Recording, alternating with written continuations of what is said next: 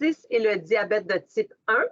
Comme j'avais dit avant, nous enregistrons le webinaire. Alors, si vous ne voulez pas apparaître sur la vidéo, vous pouvez éteindre ou fermer votre caméra dans l'application de Teams juste en cliquant sur le icône avec le petit caméra. C'est la même chose avec le microphone. Pour vous mettre en sourdine, vous avez juste à cliquer et je vais laisser tout le monde sur sourdine jusqu'à temps qu'on va poser des questions. Alors, je m'appelle Rosalie Sarassois, je suis la directrice de bénévolat et d'engagement communautaire pour FRDJ Canada, pour l'Est du Canada. Et FRDJ vous souhaite la bienvenue à la série éducative Parlons DT1. Nous sommes ravis de vous présenter au sujet de l'exercice et le diabète de type 1.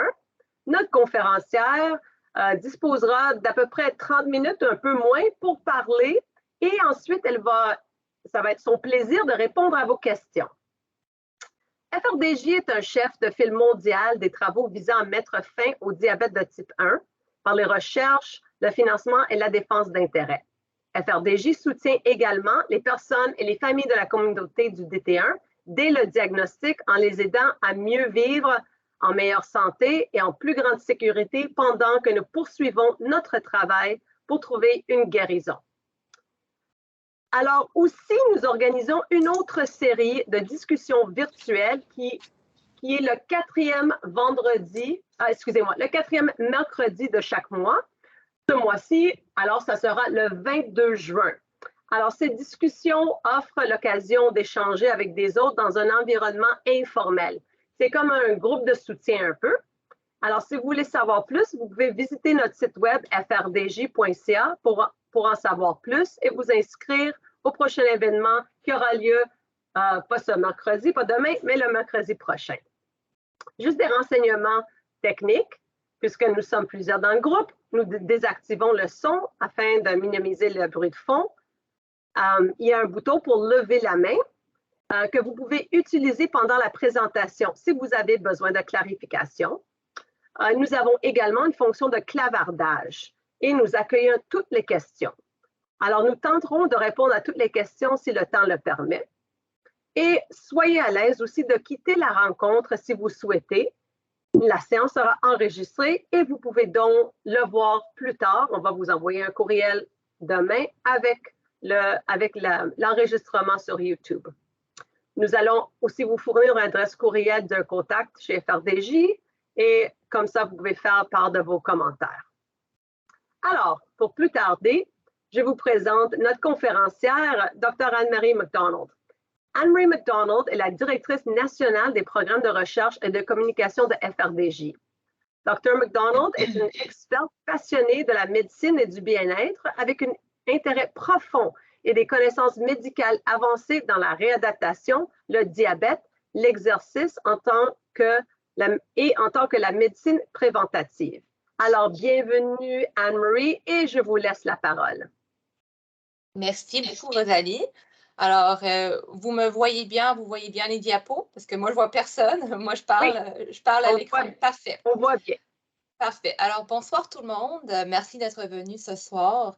Comme Rosalie a mentionné, je suis gérante de projet de recherche de communication à FRDJ, mais je suis aussi quelqu'un qui vit avec le diabète de type 1 depuis déjà une trentaine d'années et je suis aussi athlète.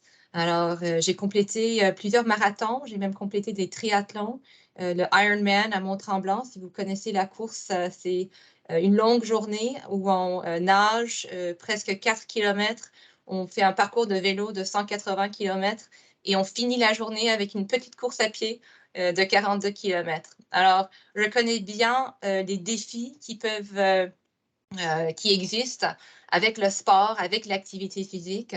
Et j'espère que ce soir, je vais partager avec vous des informations qui vous donnent la confiance, soit pour vous-même ou pour vos enfants, pour bien gérer l'activité physique et aussi vos taux de glycémie. Alors, pour ce soir, je vais vous parler un peu des bienfaits de faire du sport. Alors, pourquoi est-ce qu'on devrait faire du sport, comme des personnes qui sont atteintes avec le diabète de type 1? Qu'est-ce que sont les directrices de la pratique clinique avec l'activité physique? Après, je vais vous parler un peu de la complexité de diabète de type 1. Sûrement, vous connaissez déjà qu'il y a beaucoup de complexité. Pour l'activité physique, il y en a encore plus. Alors, je vais essayer de mon mieux de les simplifier pour vous. Après, je vais vous parler des considérations relatives à la glycémie. Là, c'est vraiment cette idée de souligner comment les différents types d'exercices peuvent influencer vos taux de glycémie. Je vais parler aussi des considérations relatives à l'insuline. Alors, comment est-ce qu'on peut changer notre dose d'insuline? Quelles sont les stratégies dans ce domaine? Après, je vais vous parler un peu de l'alimentation durant le sport et durant l'exercice. Il y a beaucoup de chercheurs qui travaillent là-dessus et c'est souvent pas quelque chose dont on partage avec la communauté, des gens qui sont atteints de diabète de type 1, mais c'est très, très important, non seulement pour notre énergie, mais aussi pour la performance. Et après, je vais conclure avec des questions et des réflexions pour vous aider, encore une fois, à avoir plus de confiance à la fin de cette session, de vraiment compléter de l'activité physique. Ou, comme j'ai dit, pour vos enfants, si vous êtes parents de jeunes avec le diabète de type 1. Alors, premièrement, pourquoi faire du sport? Alors, je pense que c'est important de souligner que les personnes atteintes de diabète de type 1 peuvent faire du sport en toute sécurité. C'est aussi important de savoir qu'il y a beaucoup de bienfaits pour non seulement la maîtrise de la glycémie.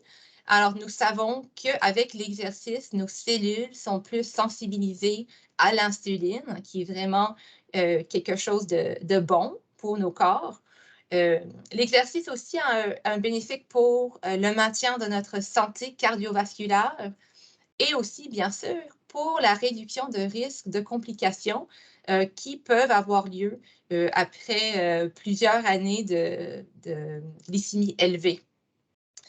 La dernière chose ici, c'est quelque chose que vous connaissez peut-être déjà, mais c'est que même si l'exercice, c'est une activité physique, il y a beaucoup de recherches là-dessus qui démontrent que l'exercice peut aussi améliorer notre santé mentale. Et je pense que c'est important de se souvenir de cela quand on essaye d'incorporer l'activité physique dans nos habitudes de semaine en semaine.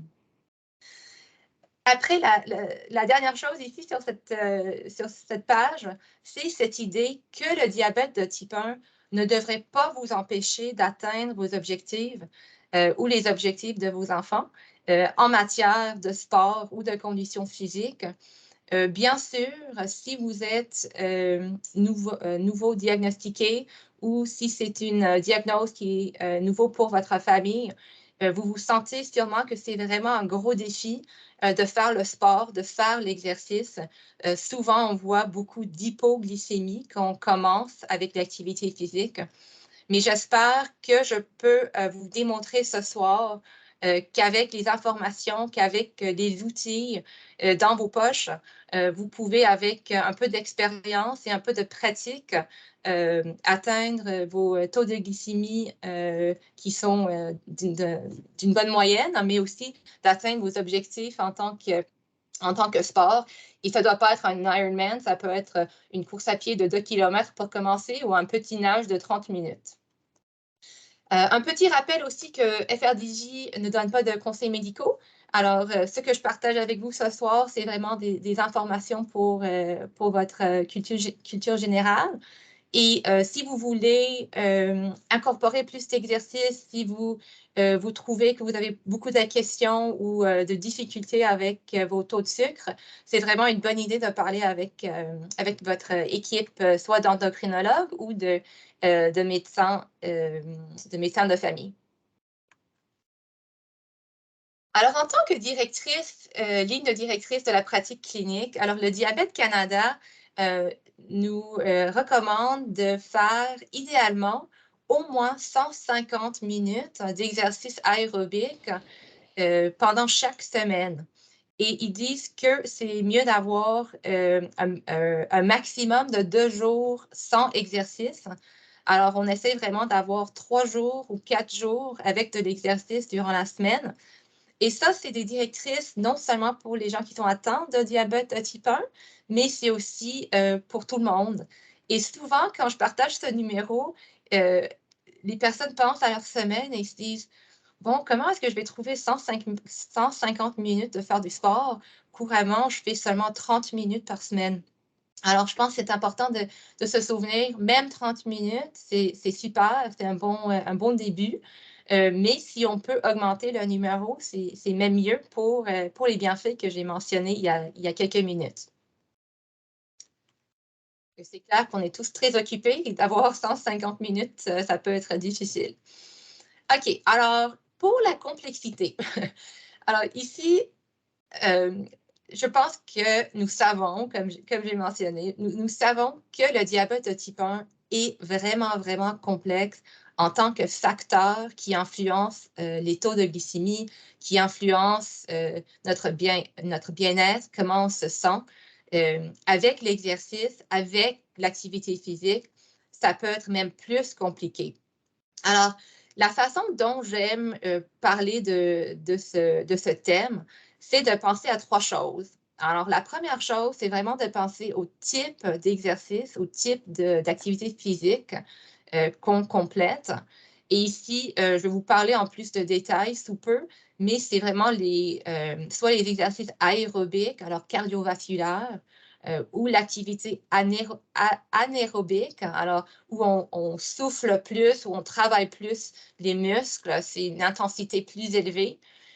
Ou aussi, il y a des activités qui sont mixtes ou combinaisons, où on a un peu de travail cardiovasculaire, où on travaille notre cœur et nos poumons, mais aussi l'activité anaérobique avec les muscles qui travaillent fort.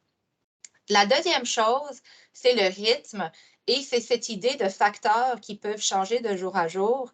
Alors, le moment de la journée, c'est quand qu'on fait cet exercice.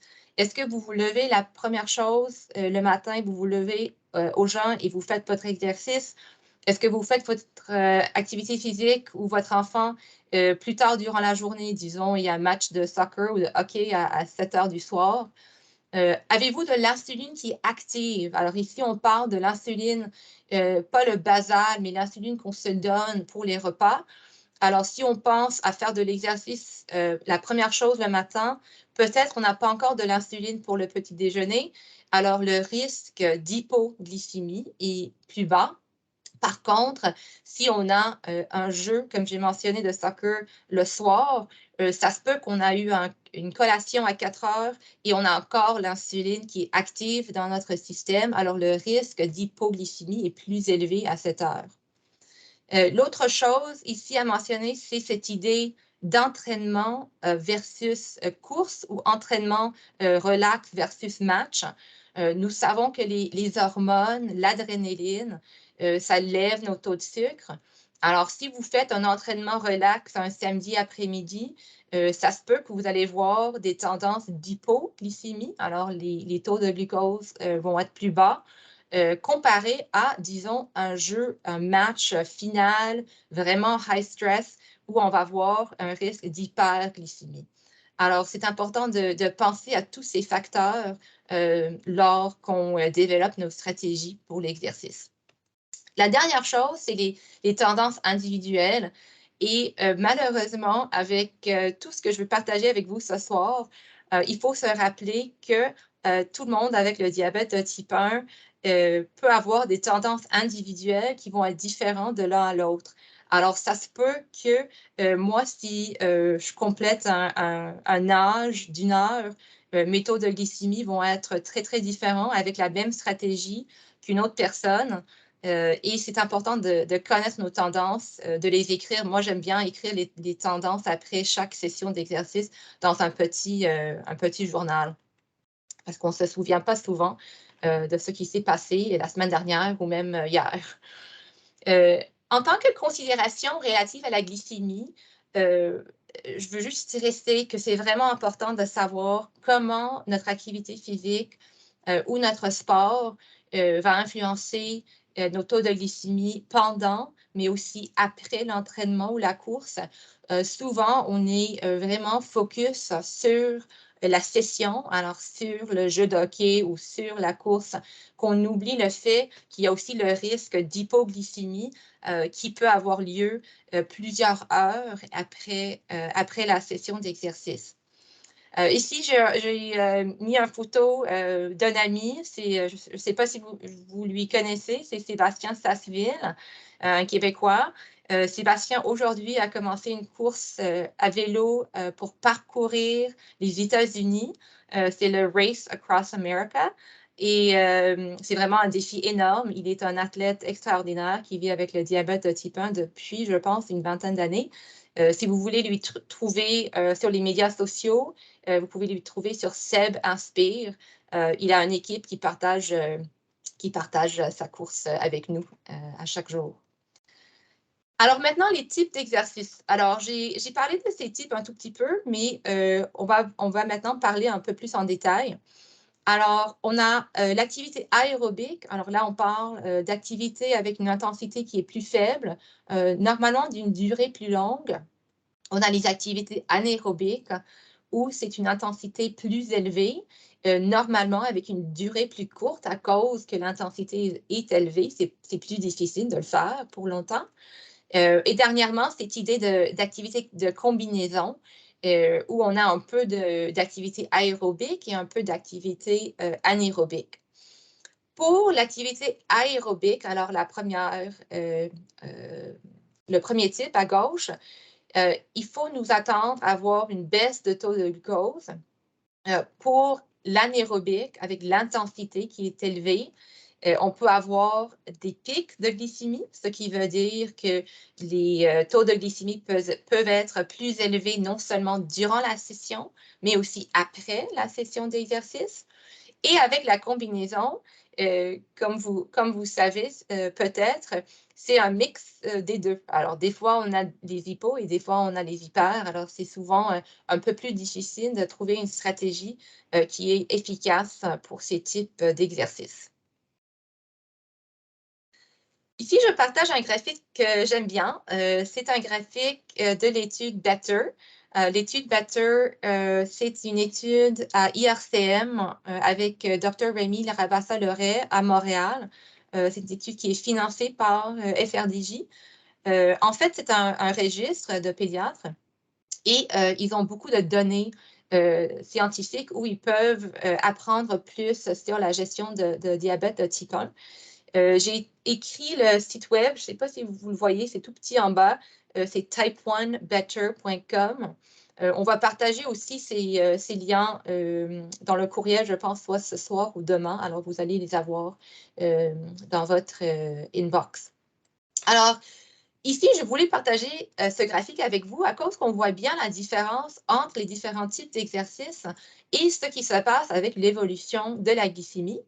Alors, on va commencer à gauche et aller à droite. Alors, avec les activités cardiovasculaires en rose. Alors, ici, on parle des choses, comme j'ai mentionné, avec l'intensité qui est plus légère, à modérée. La course, le vélo, le patin, le badminton, c'est un travail continu, normalement de durée plus longue. Et ce qu'on voit, c'est qu'il y a un risque élevé d'hypoglycémie, non seulement durant la session d'exercice, mais aussi après. Alors, dans ce cas, des fois, il faut soit donner plus de glucides au début. Alors, si on a un taux de glycémie, disons, à 4 ou à 5, on sait déjà qu'on va avoir un risque d'hypo. Alors, on peut manger un peu avant de commencer ou on peut aussi diminuer notre insuline pour la durée de l'exercice. Pour les intervalles, alors en mauve, ici, on parle de travail qui est intermittent. Alors, comme le hockey, le basketball, pensez aux activités où il y a l'intensité modérée à élevée. Et ici, avec la glycémie, ce qu'on voit, c'est que pendant l'activité, et peut-être vous le connaissez déjà, ce qui se passe, mais la glycémie est plutôt stable durant l'activité, mais il y a quand même le risque d'hypoglycémie après le fait. Alors, après l'activité, on peut encore avoir les hypoglycémies. Souvent, c'est quelque chose qui a eu lieu durant la nuit, durant la soirée. Alors, même si on a un jeu de hockey ou basketball le matin, souvent, il faut diminuer notre insuline pendant la nuit après l'activité physique dans ce cas. Prochainement, on a la résistance. Alors ici, on parle de travail anaérobique avec une intensité très élevée. On parle soit de la musculation, par exemple. Et ici, ce qu'on voit, c'est qu'en fait, il n'y a pas vraiment de risque d'hypo durant l'activité. Alors, on voit qu'il y a même un risque d'hyperglycémie. Alors, on voit une petite montagne qui se forme en bleu durant l'activité. Mais on a quand même un risque d'hypoglycémie après. Dans ce cas, par exemple, si vous allez faire de la musculation à l'aide du poids, au début de l'activité, si vous êtes à 4 ou à 6, ça se peut que non seulement vous n'allez pas avoir besoin de glucides, mais peut-être même vous allez avoir besoin d'un tout petit peu d'insuline, une demi-dose d'insuline pour ce risque d'hyperglycémie qui va avoir lieu durant la session. Mais encore, bien sûr, ça dépend de vos tendances individuelles. Dernièrement, c'est cette idée d'effort maximal. Quand vous travaillez vraiment, vraiment fort, c'est une intensité très élevée, comme un sprint ou le CrossFit. Et ce qu'on voit ici, c'est qu'il y a un risque non seulement élevé d'hyperglycémie durant la session, mais aussi un risque élevé d'hyperglycémie après la session. Alors, encore une fois, en sachant cela, on peut changer nos stratégies dépendant de type d'exercice et leur effet sur la glycémie. Alors ici, si vous n'êtes pas sûr de quel type d'exercice quel type d'exercice vous faites, une autre façon de penser à cela, c'est de penser à notre effort ou une échelle de perception d'effort. Et normalement, nous parlons de zones d'entraînement, mais pour le diabète de type 1, la seule chose que je veux partager avec vous, c'est cette idée que dès qu'on commence à avoir un effort de 7 à 10 ou 8 sur 10, où on commence vraiment à travailler fort, on a la difficulté à respirer. Oh, j'entends un peu un écho, je ne sais pas si... Ah, voilà, parfait. Alors, quand on est sur cette limite d'avoir soit sur l'échelle de 7 à 10 ou de 8 à 10, ce qu'on trouve, c'est qu'on change de cet effort aérobique à un effort anaérobique. Alors, encore une fois, si vous travaillez vraiment, vraiment fort, ça se peut que vous êtes maintenant dans ce zone 4 ou 5 avec un effort anaérobique, avec un effort maximum. Et si vous vous souvenez avec le diapo que je viens de partager de l'étude Better, c'est ici où on a un risque d'hyperglycémie. Alors, c'est une autre façon de penser à cela si vous n'êtes pas certain de votre effort ou si c'est une activité aérobique ou anaérobique.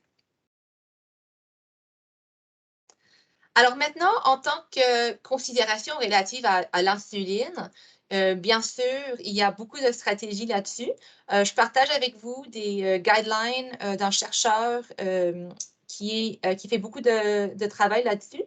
C'est M. Riddle, qui est à l'Université de York, à Toronto. Et son équipe, ce qu'ils partagent, ce qu'ils ont trouvé avec beaucoup de personnes qui sont atteintes de diabète de type 1, c'est cette idée de soit changer le taux de débit basal sur la pompe ou de manger plus. Souvent, nous savons que les gens soit ne veulent pas manger plus, disons, s'ils essayent de gérer leur poids, ou ils ont de la difficulté à manger plus à cause qu'ils bougent beaucoup. Alors, si on fait le sport comme le soccer ou même le hockey, c'est difficile de digérer les glucides.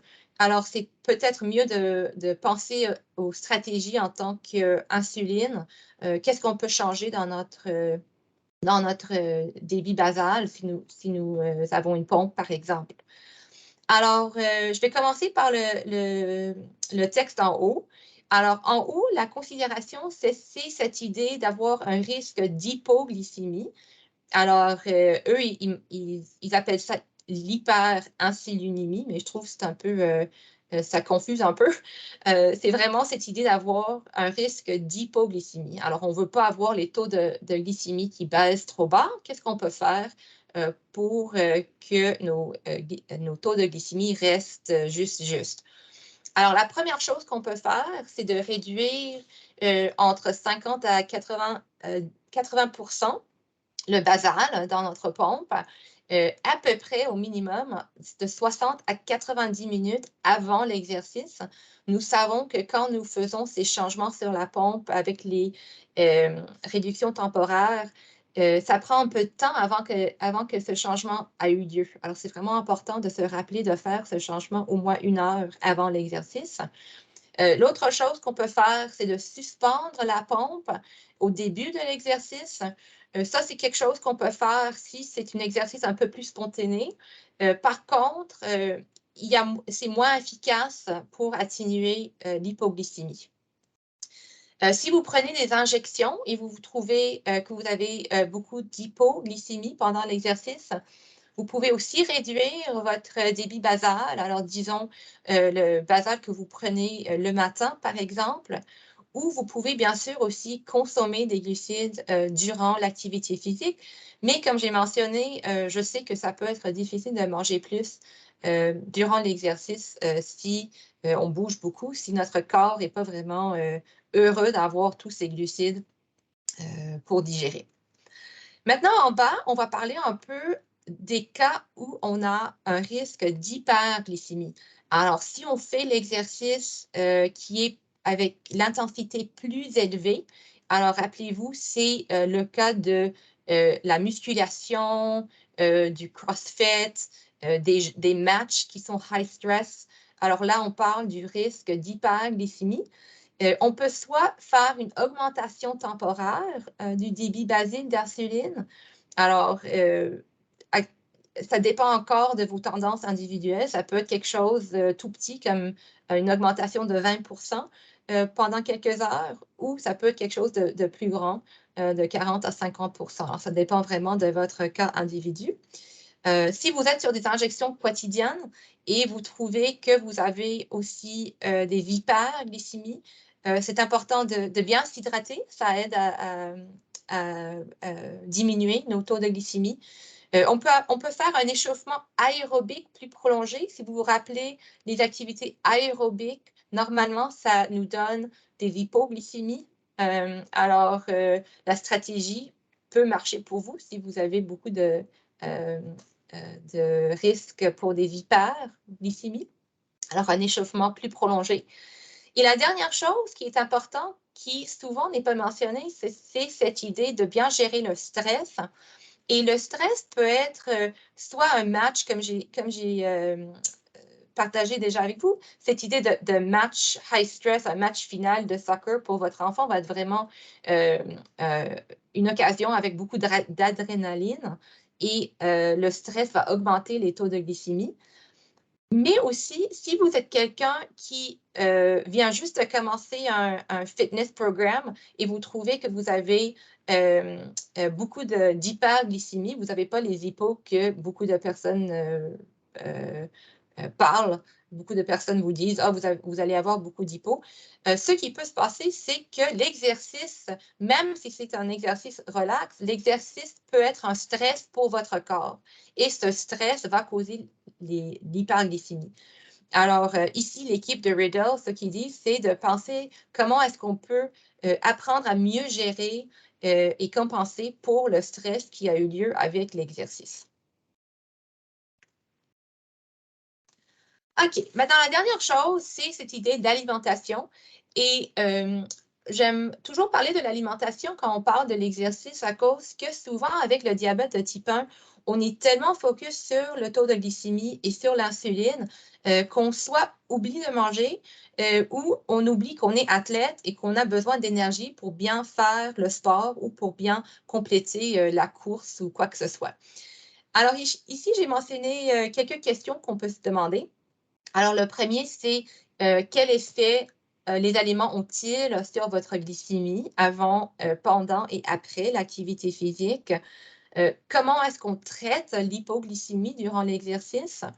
Est-ce que c'est important? et oui, bien sûr, c'est important. Quel effet les aliments ont-ils sur votre performance et quels aliments favorisent la récupération? Alors, au lieu de vous donner plein de réponses là-dessus, c'est plutôt des idées de réflexion à cause que moi, ça se peut que j'aime vraiment manger les bananes durant mes courses à pied, mais pour quelqu'un d'autre, la banane peut causer la nausée. Alors, c'est vraiment l'idée et je l'ai écrit en bas en gros, de traiter l'athlète puis traiter le diabète, ce qui veut dire que si votre enfant, disons, fait de la nage, et il a une hyperglycémie, il a un taux élevé de glycémie à 12 ou à 15, et il fait son exercice, il faut quand même se rappeler que oui, c'est vrai qu'il a maintenant un taux de glycémie élevé. Normalement, on ne va pas manger si on a un taux de glycémie élevé, mais si on fait un sport, si on est athlète, il faut donner son corps cette énergie. Alors, il faut manger et il faut donner de l'insuline aussi. Alors, en tant qu'expérience personnelle, moi, j'ai appris cela en faisant un demi-Ironman et j'avais des taux de glycémie élevés il y a plusieurs années. Pendant 3 heures sur le vélo, j'ai rien mangé à cause que j'avais une glycémie élevée qui vraiment a influencé ma performance. Et maintenant, je dis à tout le monde, il faut se rappeler, on est athlète aussi que quelqu'un qui vit avec le diabète de type 1. Ici, quelques notes sur, encore une fois, c'est pris de l'équipe Riddle.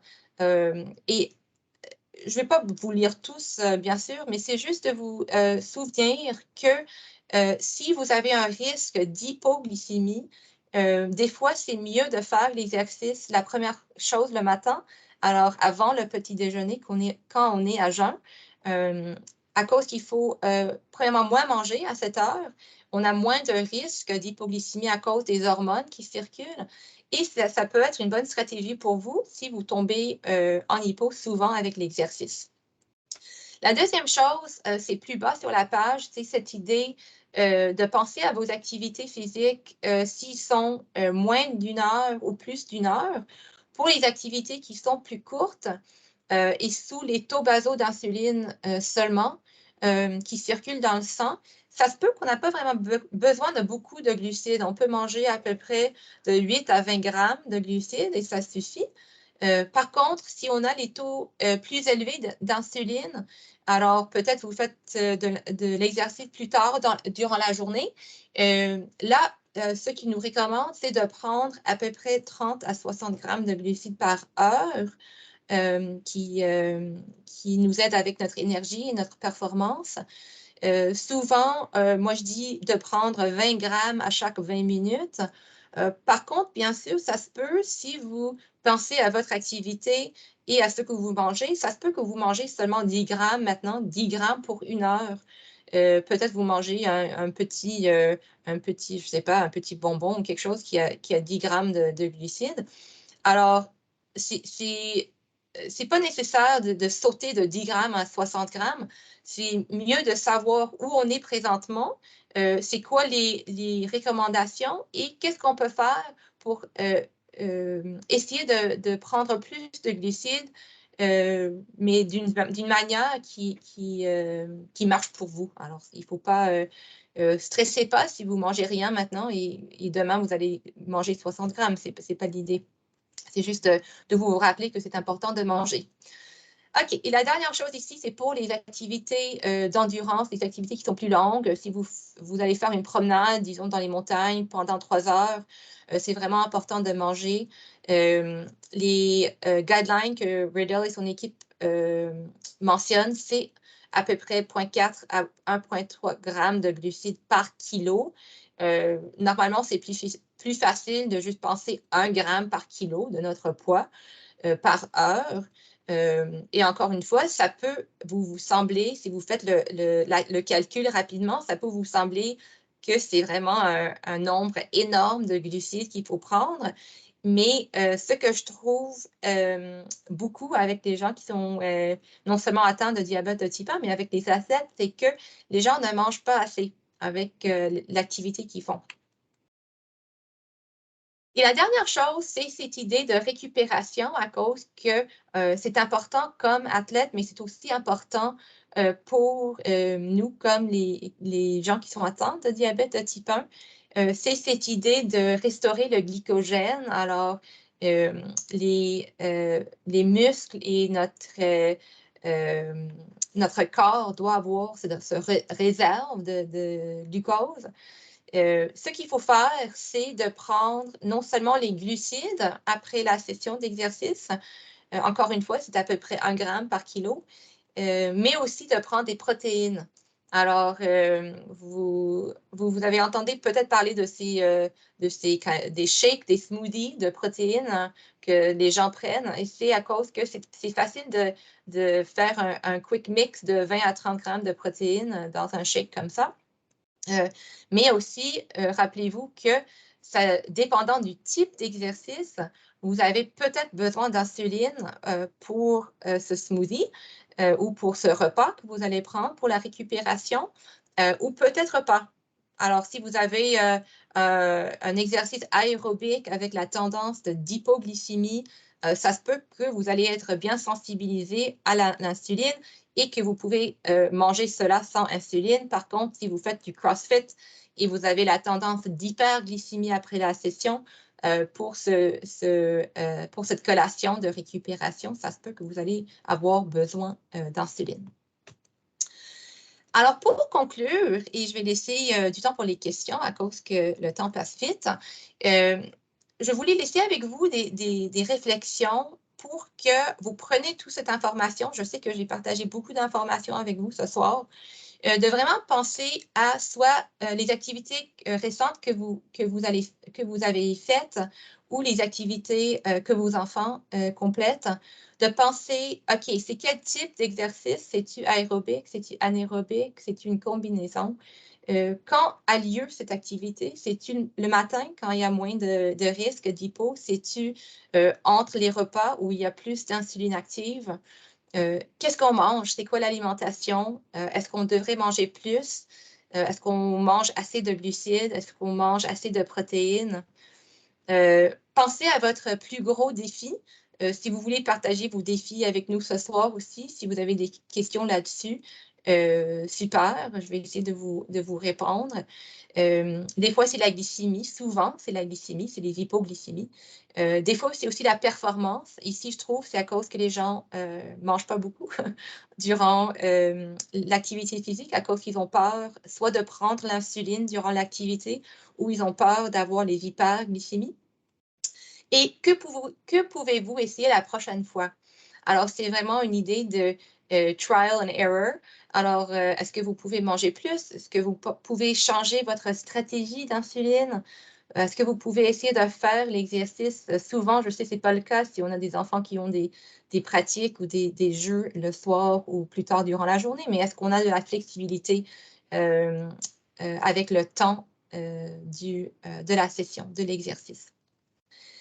Si vous voulez vous impliquer avec les activités d'exercice avec FRDJ, ici, je voulais juste mentionner quelques-unes des activités, les événements. On vient juste d'avoir une marche. Hein. La marche a lieu normalement, je pense, en juin de chaque année. On a aussi l'option d'avoir un partenariat avec des marathons. Alors, si vous êtes coureur, vous pouvez regarder sur le site web de JDRF International, jdrf.org. Ils ont une équipe qui font la course dans des marathons.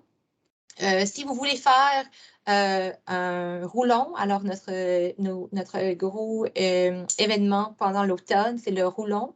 Vous pouvez réserver votre place pour vous et votre équipe dès le 22 juin. Alors, je pense que c'est la semaine prochaine déjà. On a aussi des événements de golf et aussi ici, désolé, c'est en anglais, c'est pris des États-Unis.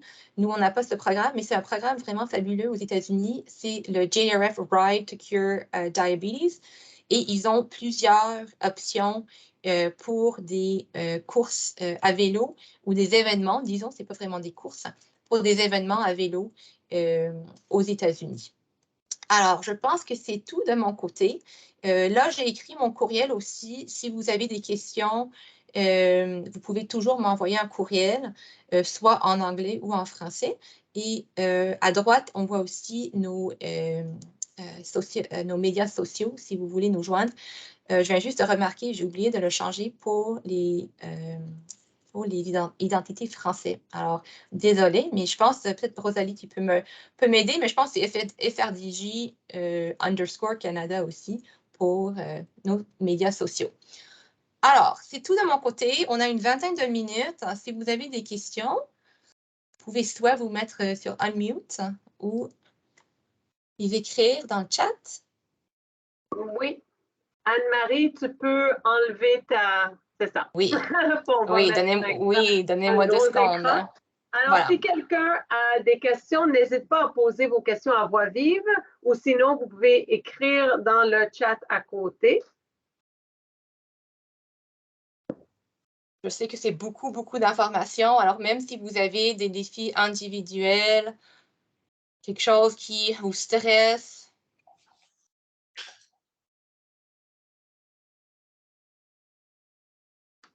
Un groupe silencieux à soir. Oui. Aucun défi, ouais, ça se peut aussi. Ou vous pouvez écrire dans le chat si c'est-tu les hypoglycémies qui vous donnent le plus de troubles? Est-ce que c'est les hyperglycémies? Souvent, je trouve avec les gens qui commencent, qui sont soit nouveaux atteints ou qui commencent un régime d'exercice, c'est plutôt avec les problèmes d'hypoglycémie. Souvent aussi, il y a des défis avec la gestion du poids. Je sais que c'est l'idée de manger beaucoup. Si on fait de l'exercice pour perdre du poids, ce n'est pas quelque chose que les gens veulent faire. Alors, je peux parler là-dessus aussi. Je ne sais pas s'il y a une préférence. Moi, j'aurais une question. Oui, bien sûr. Moi, je fais beaucoup de vélo et mes tendances que je ne réussis pas à contrôler très bien, c'est que pendant l'exercice, je suis souvent en hypo, même si je coupe de 60-75% mon insuline au déjeuner. Je fais surtout l'activité 1h30 à 2 heures après le déjeuner. Et après l'activité, je fais de l'hyper. Oui. Et je ne sais pas comment faire moins d'hypo pendant l'activité, puis moins d'hyper après. Je fais attention à ce que je mange. Je mange tout le temps en roulant pendant. Même des fois, je dois arrêter parce que ma pompe sonne. Elle dit là, tu es rendu à 3,7, fais quelque chose. Là, j'arrête. Je bois du jus. Je mange une barre. Je repars. Et à l'arrivée, je suis autour de 4-5 et 1 heure après, je suis rendu à 14, 15, 16. Oui. Alors, c'est très... c'est quelque chose qui arrive souvent avec les cyclistes. Et la chose que tu peux faire... Alors, c'est Pierre, si j'ai bien vu? OK, parfait. Oui. Alors, pour vos randonnées en vélo, vous partez pour combien d'heures? 3 heures. 3 heures, 4 OK. heures des fois. C'est entre 80 et 120 km la sortie. OK, parfait.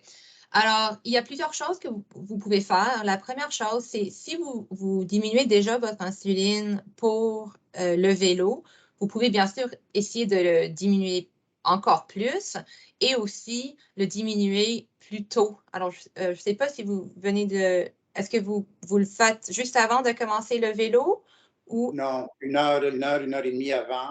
1 heure et demie avant. OK, parfait. Je coupe au moins de 50%, des fois 60%. OK, c'est bien. Oui.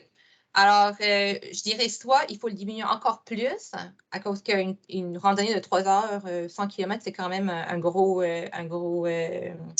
effort pour le corps. Ouais. L'autre chose, en tant que l'alimentation, souvent, ce qu'on voit, c'est à cause que c'est plus facile de prendre des glucides rapides quand on est sur un vélo.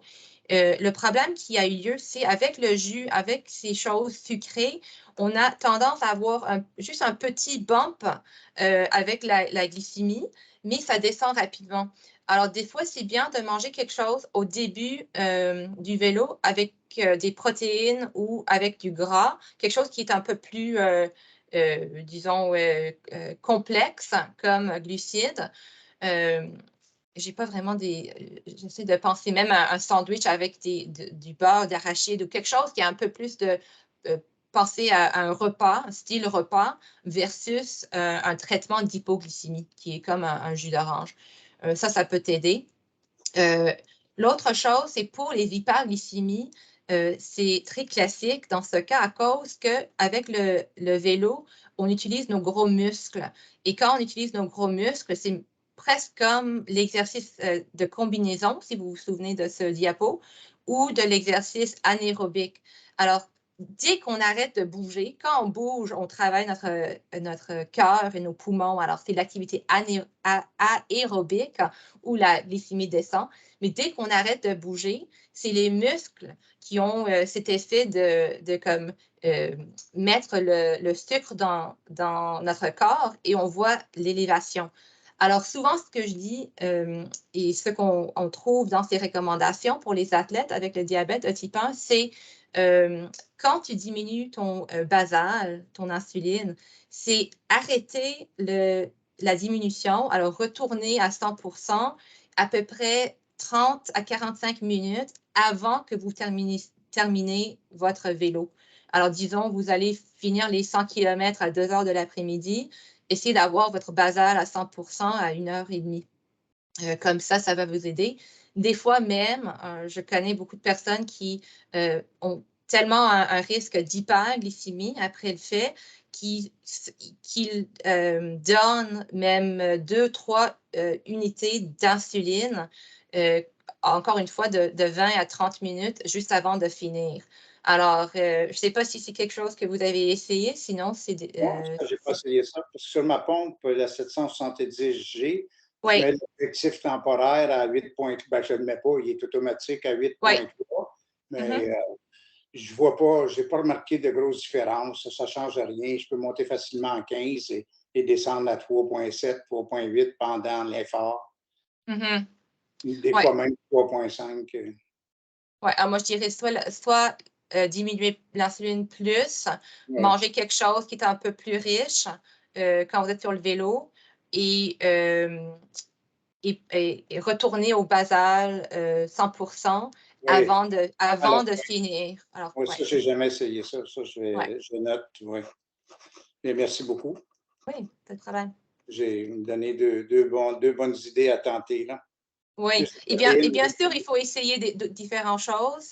Ça se peut qu'une journée, ça va bien marcher, une autre journée, ça ne va pas marcher. C'est le fun du diabète. Oui, oui, c'est sûr, toujours les imprévus, hein? Oui. Merci beaucoup. Les deux questions qui sont là, ben, Alma, elle dit qu'elle trouve plus difficile, c'est le ski alpin ou le ski de fond avec les hippos. Aussi, en hiver, j'imagine, c'est pas évident. Oui.